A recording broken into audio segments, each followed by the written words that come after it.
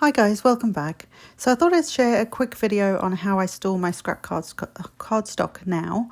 I basically have a InterDesign 3-divided container that I've had for many years, and I simply put little dividers in there that I created and just add different colours. So right through the rainbow, black and white, grey, yellow, orange, green, blue, purple, red and pink go together, that kind of thing.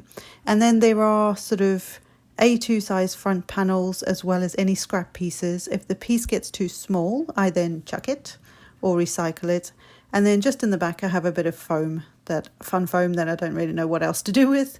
And then on the side panel it actually takes slightly wider pieces, and so for that one I have some Simon Says stamp. I believe these can be foiled with deco foil. Pieces in the front there, and then I have again divided up all these sort of specialty cardstock, so distress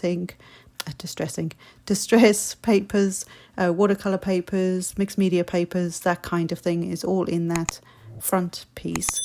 And this actually fits perfectly in the calyx drawers for the calyx unit. So I hope this was helpful, and I will see you next time. Bye for now.